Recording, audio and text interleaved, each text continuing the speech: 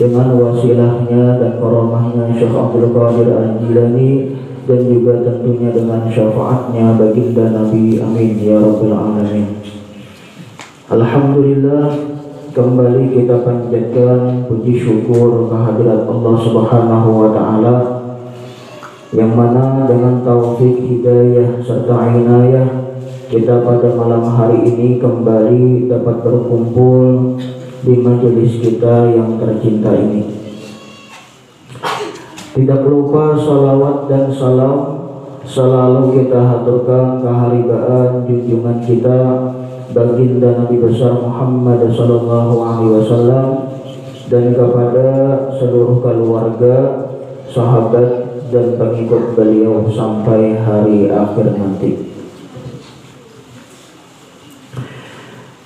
Hadirin dan hadirat muslimin dan muslimat yang dirahmati Allah, sampailah kita pada malam hari ini surah yang ke-68, As-saminatu wasitun min surahil Quran, suratul Qalam. Yang ke-68 daripada surah-surah yang ada di dalam Al-Quran, namanya surah Al-Qalam. Surah Al-Qalam Makiyatun, surah ini diturunkan di Makkah. Wa ayatuha sintani wa khamsun, ayatnya berjumlah 52 ayat. 52 ayat. Al-Qalam, hurufnya tuh qaf lah, lain kaf biasa, qaf. Al-Qalam itu maknanya adalah alat tulis. Jadi kita pulpen, pena, alat untuk menulis, itu maknanya Al-Qalam. Qala Allah Ta'ala berfirman pada ayat pertama, A'udzubillahi minasyaitonirrajim, Bismillahirrahmanirrahim. Nun wal qalami wa ma yasturun. Jadi surah Al-Qalam ini dimulai dengan huruf hijaiyah, yaitu nun.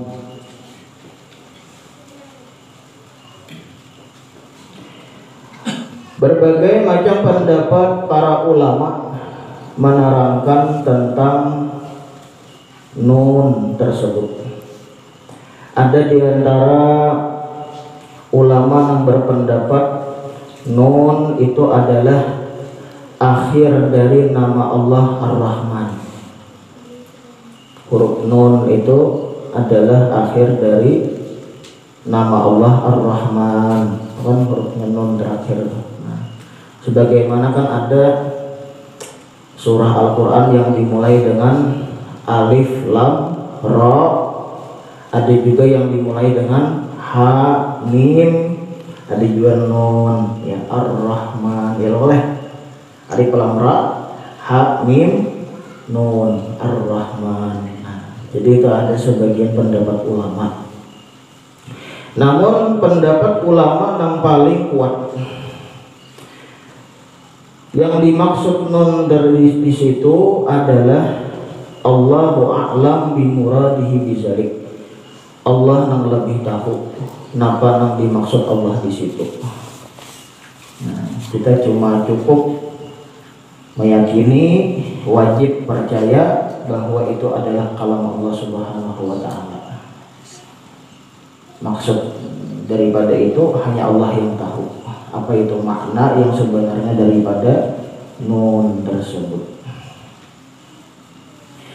Wal qalami wa ma yasturun, demi qalam. Nah, jadi di sini Allah bersumpah. Allah bersumpah demi pena, pulpen, demi al-qalam, demi al-qalam, wa ma yasturun, dan sesuatu yang mereka tulis dengannya. Hadirin dan hadirat muslimin dan muslimat rahimakumullah. Al-qalam itu tiga. Pertama, qalam fi alamil mulki wa syahadah, qalam yang ada di alam yang kasat mata. Ya ini pulpen nih yang kita mau melihat. Satu, ini ngarannya pena atau pulpen nang kawa kita melihat dengan kasat mata kita. Itu ngarannya qalam fi alamil mulki wa syahadah. Ini kita mau bertaan oleh pensil kita, pulpen kita. Itu yang pertama. Yang kedua ada qalam fi alamil jabarut, qalam pulpen pena yang ada di alam jabarut. Ini kita kadang lagi melihat. Dan yang ketiga ada qalam fi alamil malakut, di alam malakut. Ini pun juga kita kadang melihat. Nah, jadi ada 3 qalam lah. Ada pulpen yang kita mau melihat, alam mulki wa syahadah ngarannya. Ada juga qalam yang di alam jabarut, dan yang ketiga ada qalam atau pulpen yang di alam malakut. Itu kadang kalau kita melihat. Yang nomor 2, yang nomor 3 itu kadang kalau dilihat lagi dengan kasat mata.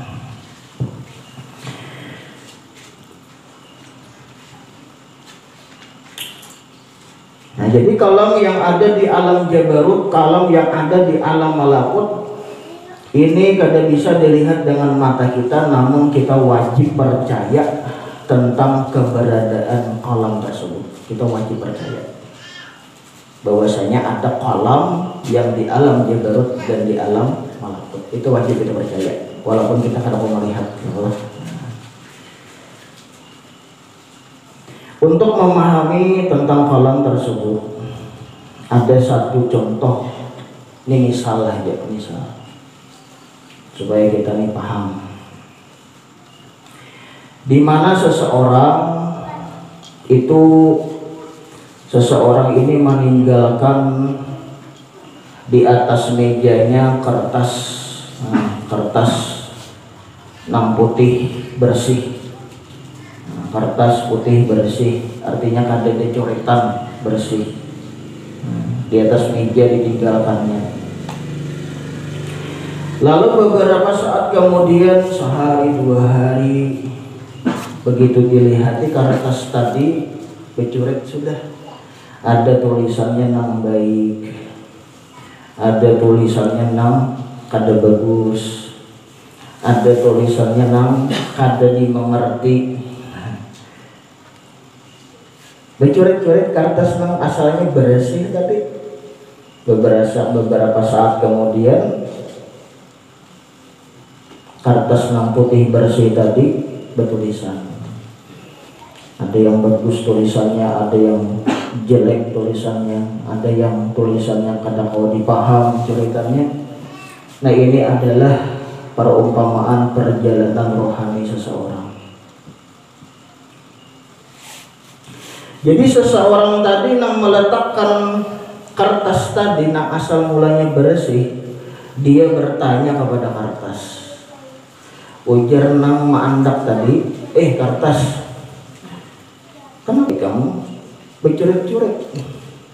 Tadi bersih, tadi kau andak bersih, kada ada noda, kada ada tulisan, kenapa kamu bercoret-coret? Jadi seseorang tadi bertanya kepada kertas tadi. Ujar kertas menjawab,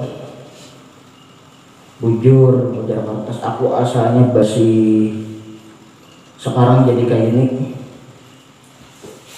Ikam jangan menyalahkan aku, ujar kertas. Wahai seseorang, ikam jangan menyalahkan aku. Aku nih kadada napa daya upaya kadada. Aku diam aja di sini di atas meja. Cuma si tintah datang. Jadi hendak menyalahkan kenapa kertas bercoret-coret, salahkan tintah, jangan menyalahkan aku, ya kertas. Lalu wae seseorang tadi mendatangi tintah, tintah, kenapa? Ikam gawian dari berenai, sehingga kertas nang bersih jadi bayi curik-curik. Ujar tintah, aku kada daya upaya juga hendak menyalahkan salahkan pulpen. Salahkan pulpen. Aku begana di wadah ramainya jadi tintah datang pulpen.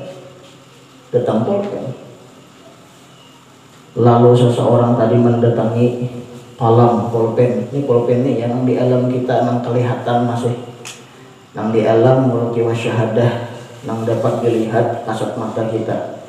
Didatangi pulpen, pulpen, kenapa ikam kali berenai? Tintah ranainya sudah di wadah, ikam datang.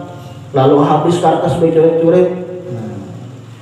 Ujar pulpen, ikam jangan menyalahkan aku. Ikam jangan menyalahkan aku ya pulpen. Hendak menyalahkan, salahkan jariji atau tangan. Tangan gak ada berenai, tangan memang bergerak. Tangan memang gerakan aku ya pulpen. Jadi hendak menyalahkan, salahkan tangan. Ditakuni oleh seseorang tadi, tangan pulang.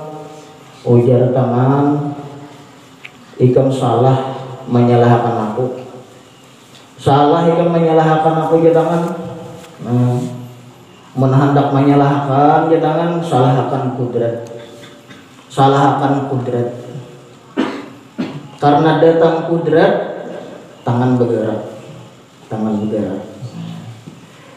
Ditakuni kudrat, kenapa datang kepada tangan sehingga tangan gak bergerak-gerak mencoret-coret? Ujar kudrat. Jadi masuk di kudrat ini, masuk sudah pindah dari alam mulki wasyahadah ke alam nang arahnya tadi alam apa? Jabarut, alam jabarut. Alam jabarut sudah kudrat ini.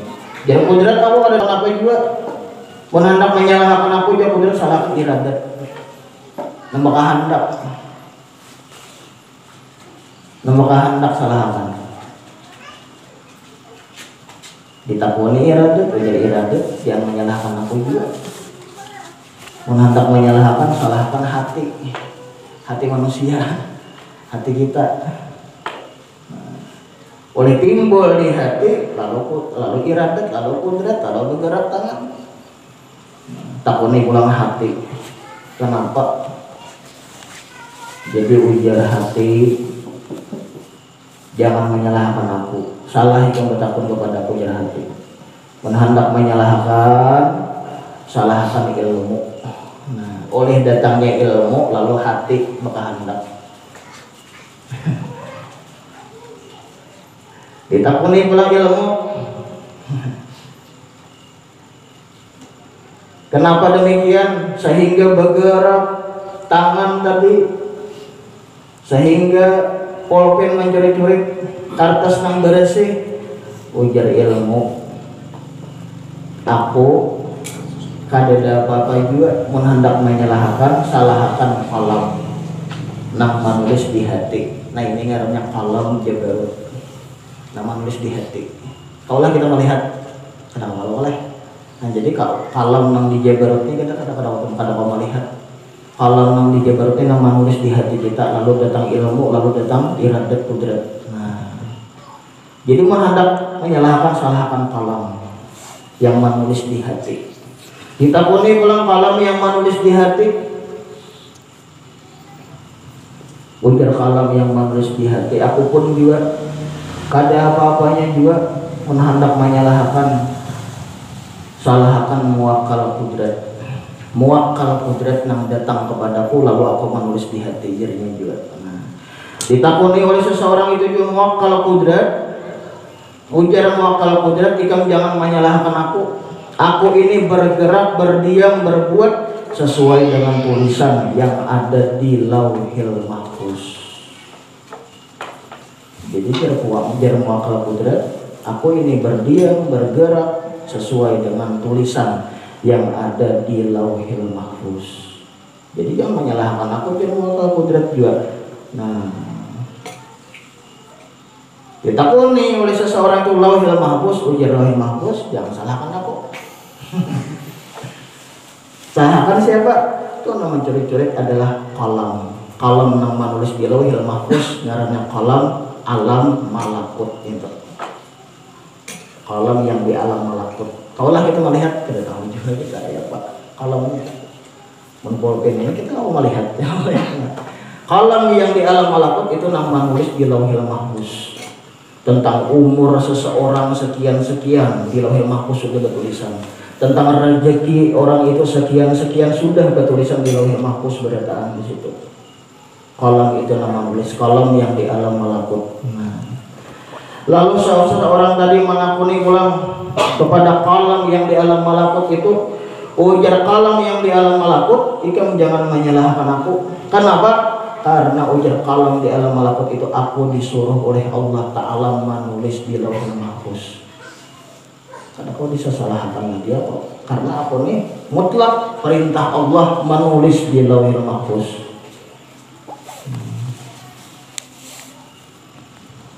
Disuruh oleh Allah Subhanahu wa Ta'ala menulis di situ. Nah, biar Allah kepadaku, Allah menyuruh itu qalam di lauhil mahfuz, uktub, tulis, catat, biar Allah makana wa ma huwa kain ila yaumil qiyamah, tulis apa yang terjadi dan yang akan terjadi sampai hari kiamat, tulis bertaan di lauhil mahfuz. Nah, jadi qalam ini diperintah Allah, dia menulis di lauhil mahfuz apa yang sedang terjadi dan apa yang akan terjadi sampai hari kiamat sudah ada tulisannya di lauhil mahfuz, dan itu atas perintah Allah Subhanahu wa Ta'ala sampai hari kiamat ditulisnya. Nah, jadi biar qalam, ikam jangan menyalahkan aku, salahkan Allah Ta'ala situ. Ya lo jangan menyalahkan qalam karena aku diperintah Allah juga. Nah, begitu seseorang itu datang kepada Allah Subhanahu wa Ta'ala, timbul ada khitab atau bunyi suara, la yus'alu amma yaf'al, kada boleh ditakunakan napa nang diperbuat oleh Allah Ta'ala. Habis saya kisah. Habis kisah. Kada boleh, tidak boleh ditakunakan apa yang diperbuat oleh Allah. Terserah Allah. Allah Sang Maha Pencipta. Allah sudah menyuruh qalam menulis umur kita di lauhil mahfuz sekian-sekian. Allah sudah menyuruh qalam untuk menulis di lauhil mahfuz tentang rezeki kita, jodoh kita dan lain sebagainya sudah ditulis di lauhil mahfuz. Hadirin dan hadirat, muslimin dan muslimat rahimakumullah.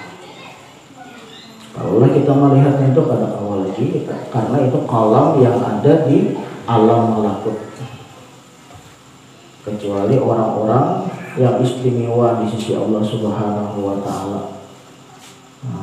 Ada di antara wali-wali Allah yang kawa mereka itu mukasyafah, kasyaf, melihat napa nang tertulis di lauhil mahfuz itu. Orang-orang istimewa jangan kawa. Di antara nama masih hidup Habib Abu Bakar Al-Attas Az-Zabidi. Si jin itu kau melihat ada si jin merahat mengambil itu, kau si jin melihat lebih jin aja si jin. Jadi ada orang datang membawa kakanakan garing anaknya garing. Habib obat ya kan anak ulun nih, bahasa kitanya tambayakan, apakah dibahas panawar dingin, apakahnya anak ulun garing. Tiga presiden dahinya, tiga presiden dahi babi jin sudah setomat, ujar sudah bawa anak ikam karena si garing. Kenapa? Jatah mati belum ada dalam hapus di sini, masih panjang umurnya. Sidin, mun kita kadep. Melihat sidin lahir mahpus kayak Pak luar biasa Pak. Bawa aja sidin karena si garing di sini, kenapa umurnya masih panjang? Mereka umurnya di sini. Catatan umurnya di dalam mahpus masih panjang di sini. Nah itu Habib Abu Bakar Az-Zabidi Al-Attas itu masih hidup sidin kan di Kediri. Jadi orang-orang yang luar biasa. Nah jadi seluruh umur, jodoh, rezeki itu sudah ditetapkan oleh Allah Subhanahu wa taala, sudah tertulis di Lauhul Mahfuz dengan kalam yang ada di alam malakut tersebut. Jadi kita jangan risau itu. Jangan risau. Masalah umur sudah ditetapkan Allah. Sudah ditentukan Allah, sudah ada tulisannya umur. Rajaki sama, usaha kawa dituruti, tapi rajaki kadang mau dituruti. Kenapa? Lain-lain bacaannya di situ. Di Lauhul Mahfuz seseorang ini rezekinya terbanyak pada si anu. Sudah ada tulisannya, mau usaha kawa kita turuti. Saya kan bawa kios sama haji jualannya, rezekinya belain, rezeki kawan dituruti kita kawa.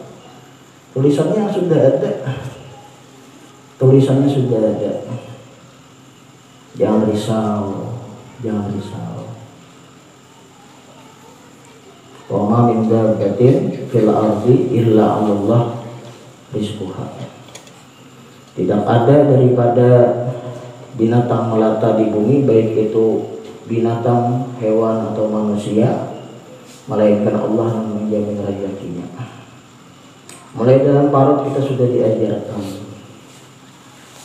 Dalam parut kawalah kita berusaha, tapi dengan sudah ditetapkan Allah kita ada rezekinya, kita kawa makan dari tali pelasinta mama kita. Mama makan obat makan di dalam parut, mama minum obat minum di dalam parut, sampai mama beranakan keluar kita. Lagi halus dapat rezeki apa, ada ASI air susu ibu ya lah. Pokok obat makan minum. Ada kan keluar dalam parut langsung mencari buka bingkai bedel buka kios langsung bertoko kan ada yang usaha ya, tapi dengan izin Allah sudah ada rezekinya. ASI air susu ibu keluar, kada keluar banyak susu mama datang susu sapi, iyalah macam-macam ada rezekinya. Nah cacak aja nama rakyat ada rezekinya. Mungkin kita merenungi ini sebingung juga kita, cacaknya merayap makanannya antara bang. Secara akal nih salah desain Allah nih ada.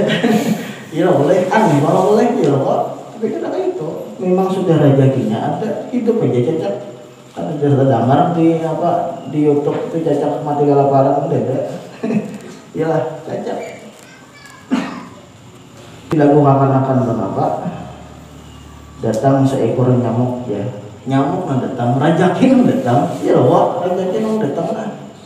Tinggal mahok lagi, datang tentunya kan luar biasanya, maha kuasanya pengaturan Allah Subhanahu wa taala. Jadi jangan risau, sudah ada ketentuan masing-masing. Umur, rajaki, jodoh sama apa sudah semalam kita sampaikan, sudah ada ketetapannya. Jadi santai aja, buat adik-adik nih, ya Pak.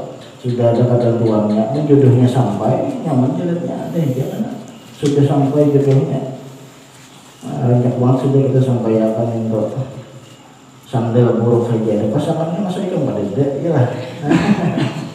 Kan itu.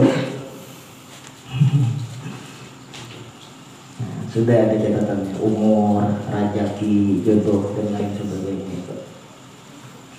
Nah dalam perkataan Al-Imam Al-Haddad ujar sidin naba intar dabil maksum ishtamuna aman.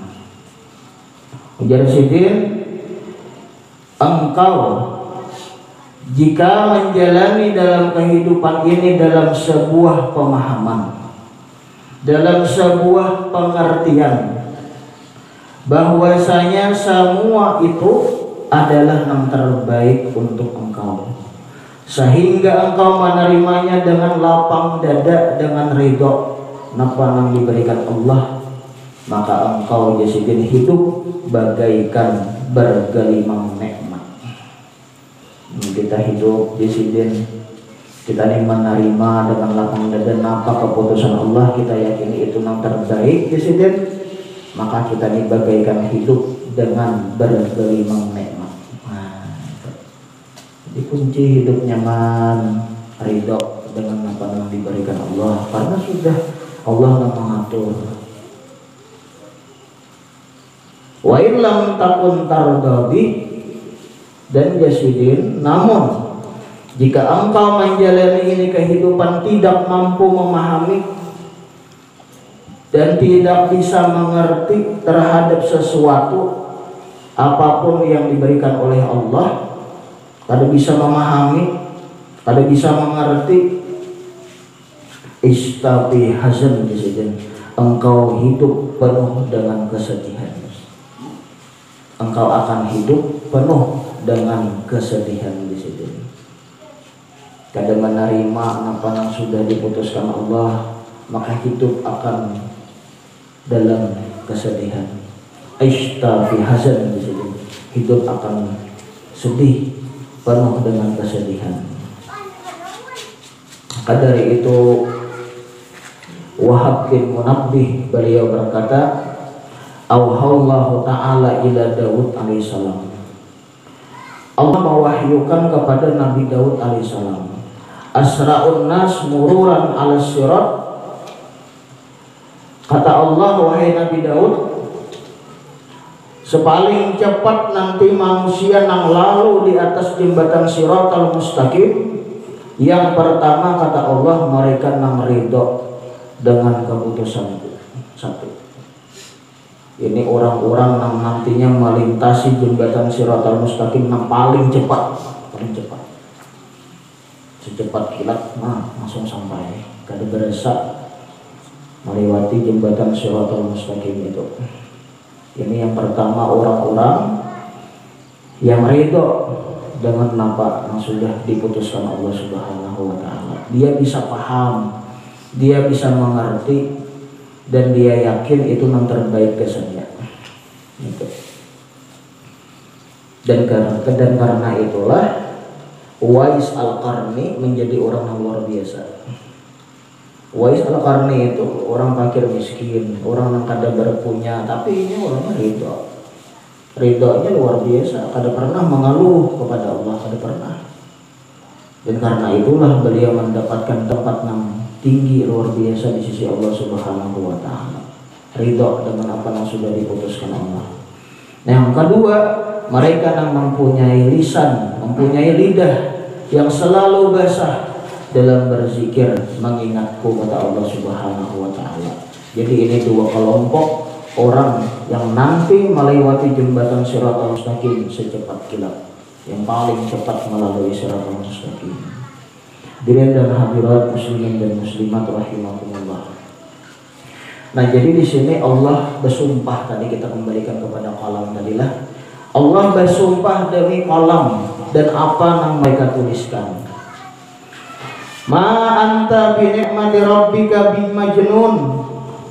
Allah bersumpah demikian untuk memperkuat pernyataan Allah kepada Nabi kita Muhammad sallallahu alaihi wasallam bahwa Nabi kita itu bukanlah orang gila. Bahwa Nabi kita itu bukanlah orang gila. Ma anta bi ni'mati rabbika bimajnun. Kenapa? Karena orang-orang kafir Quraisy bicara naik ke langit loh, oleh macam-macam yang kada masuk akal. Jadi banyak mereka kafir Quraisy itu menyambati Nabi kita Muhammad itu orang gila. Dan di sini dibantah oleh Allah. Ujar Allah, Allah bersumpah demi qalam. Nah, wa ma yasturun, bahwasanya Nabi Muhammad itu bukanlah orang gila. Nah, jadi di sini diperkuat Allah. Allah membantah pernyataan orang kafir Quraisy yang menyambati Nabi gila itu. Jadi Allah, Nabi Muhammad kekasihku itu bukanlah orang gila, bukanlah orang gila.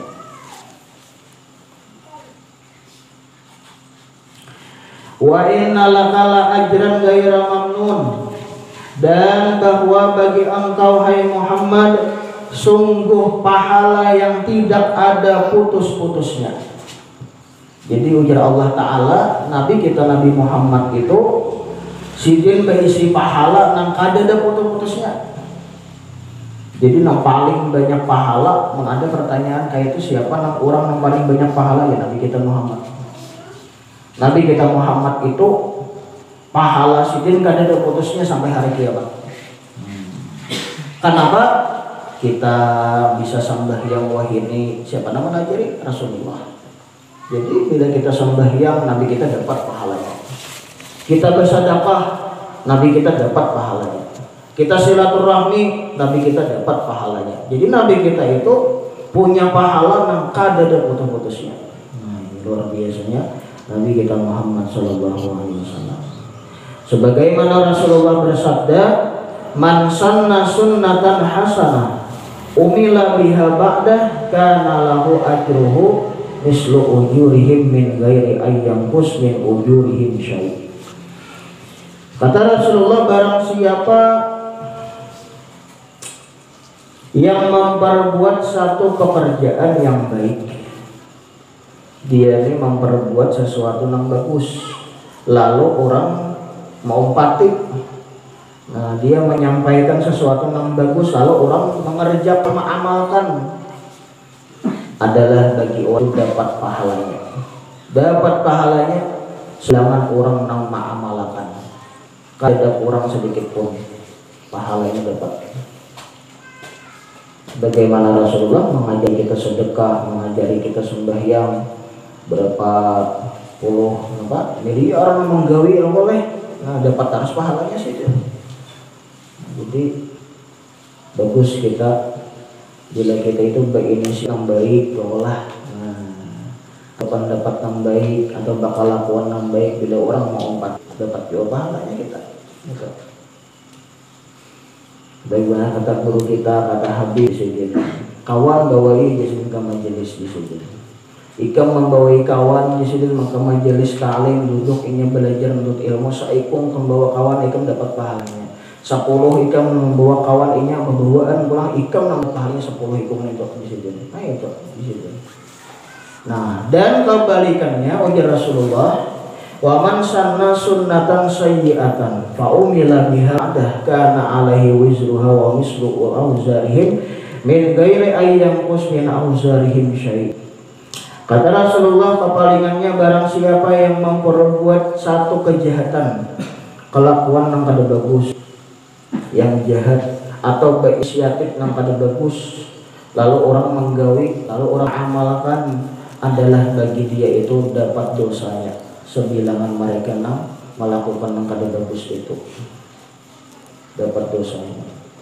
Contoh di hadis ini adalah anak Nabi pertama yaitu Qabil. Nah itu membunuh dulu, awal pembunuhan Qabil ini. Jadi di mana ada pembunuhan sampai wahini sampai hari kiamat Qabil itu dapat harus dosanya. Karena ini memulai kelakuan bagus, memulai pembunuhan pertama. Jadi bila ada orang pembunuhan dosanya ini dapat juga. Nah itu berinisiatif misalnya yang kada bagus. Nih misalnya di kampung kita nih lah diskotik aja misalnya. Lalu orang Allah nang berinisiatif pertama yang kada bagus dapat harus dosanya ya enggak. Nah, misalnya jadi inisiatif itu yang bagus, kan berinisiatif kan berpendapat yang kada bagus itu dapat sawabnya ya Allah. Wa innaka la'ala khuluqin azim, ayat keempat.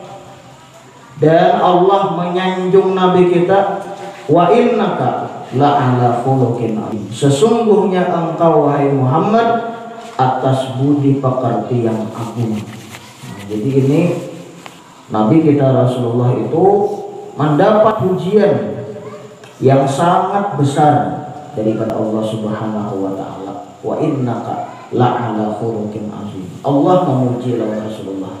Si akhlak yang luar biasa Rasulullah itu. Makhluk yang paling luar biasa akhlaknya Nabi Muhammad SAW. Rasulullah bersabda, "Adabani Rabbi ta'diban hasanah." Aku jar Nabi dilajari oleh Allah. Yang mendidik aku adalah Allah Ta'ala. Iqala, ketika Allah berfirman, ujar Allah, "Khuzil wa'mur bil urfi wa arid anil jahilin." Ujar Allah melajari Nabi kita, wahai kasihku Muhammad, khuzil afwa, Allah kemaafan. Ikam disanggati orang gila, jika disambati orang tukang sihir Muhammad ini. Jadi ujar Allah, wahai kekasihku Muhammad, maafkan mereka. Allah melajari Nabi kita nih, maafkan, khuzil afwa, ambillah wahai Muhammad kemaafan. Nah, jadi Rasulullah itu kada pernah membalas, kada pernah membalas, kada pernah membela diri atas tuduhan-tuduhan yang dilemparkan oleh orang-orang kafir Quraisy kepada beliau. Kada pernah membalas. Sidin dikatakan gila, beliau kada pernah membalas dengan perkataan seperti itu juga, kada pernah membalas Sidin. Ini Rasulullah. Wa'mur bil urfi, ujar Allah, wahai Muhammad, perintahkanlah mereka, suruh mereka itu berbuat kebaikan. Wa a'rid 'anil jahilin, dan berpalinglah olehmu pada orang-orang yang jahil. Nah, jadi di saat ayat itu turun kepada Rasulullah, maka Nabi kita menjadi orang yang pemaaf sidin. Kada pernah orang yang jahat lawan sidin. Orang namanya bagi sidin gila, namanya bagi sidin tukang sihir, kada pernah sidin membalas. Sidin maafkan. Dan sidin suruh mereka berbuat kebaikan, dan sidin berpaling daripada orang-orang yang jahil. Diamalkan sidin itu, malamma qabiltu zalika minhu, ujar Rasulullah, manakala mampu melaksanakan perintah Allah yang tadi, jadi pemaaf sudah sidin. Wa ambil urfi sidin, berpaling daripada orang jahil sidin sudah mampu melakukan itu. Qala Allah berfirman, wa innaka la'ala khuluqin azim. Disanjung oleh Allah bahwasanya engkau wahai kekasihku Muhammad sungguh berada di atas level akhlak yang paling agung. Jadi ini sanjungan Allah, pujian Allah yang luar biasa di dalam Al-Quran kepada kita Nabi Muhammad SAW. Jadi itulah contoh pedoman tauladan bagi umat Rasulullah, akhlak beliau. Sehingga di antara hadis Rasulullah, di antara perkataan Sayyidina Anas bin Malik lah, ujar Sayyidina Anas itu pembantu di rumah Rasulullah dan Rasulullah. Kata Sayyidina Anas, selama aku 10 tahun jadi pembantu Rasulullah, itu kada pernah Rasulullah berkata kepadaku Uf itu bahasa kitanya cih. Ada pernah Rasulullah itu berkata maka itu ada pernah. 10 tahun ujar Sayyidina Anas aku jadi pembantu sidin, kada pernah Rasulullah menyambat kayak itu kepada pembantu sidin. Kada pernah menyambat cih, itu kada pernah. Artinya merendahkan pembantu itu kada pernah sih. Dan kata Sayyidina Anas, kada pernah juga Rasulullah itu mengatakan kepadaku, kepada sesuatu yang telah kuperbuat, kan apa yang kamu gawin itu, kada pernah juga. Bahasa kitanya maniwas itu kan suah Nabi. Lawan pembantu itu, kan apa yang kamu gawin itu, maniwas itu ada suah juga Nabi. Akhlak luar biasa. Kenapa? Karena ini bukti kedalaman maafnya Rasulullah SAW kepada Allah Subhanahu wa Ta'ala. Bukti ma'rifah beliau Allah Subhanahu wa Ta'ala dalam banget ma'rifah sendiri. Sama kayak kisah tadi, kalau ditiwas, ada kalau kira habis kisah boleh. Ada kalau Allah Ta'ala kita kan aku menulis kalau di lahir mahfuz itu kan kalau ditiwas, orang bayi ma'rifah, dia kada pernah maniwas, kada pernah memprotes kenapa aku jadi anak kayak ini. Dia ridho dengan apa yang diputuskan oleh Allah Subhanahu wa Ta'ala.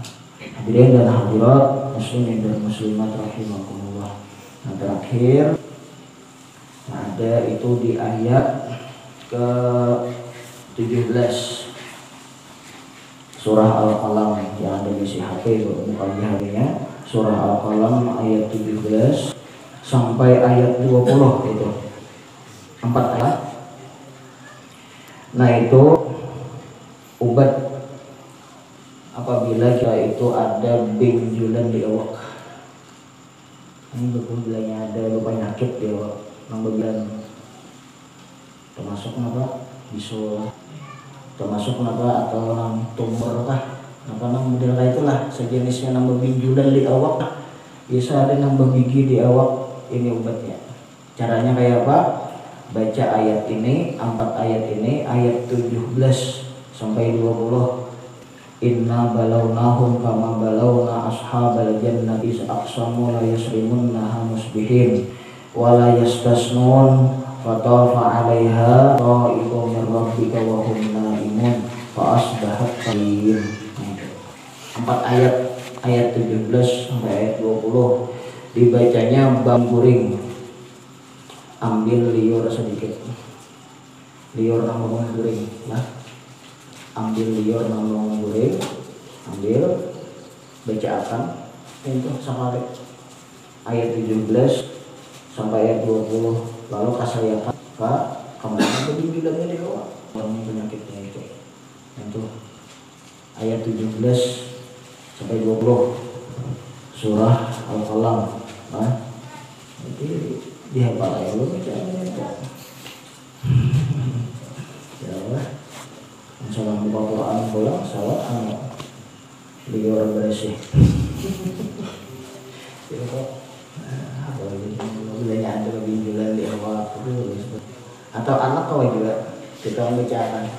Saya ada kita nang binjulan cuma pakai liur kita lah, kita cuma liur bangun guring langsung colok di jari baca akan jadi kasayakan insyaallah dengan izin itu semua itu.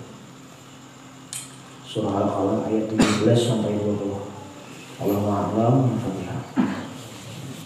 Bismillahirrahmanirrahim.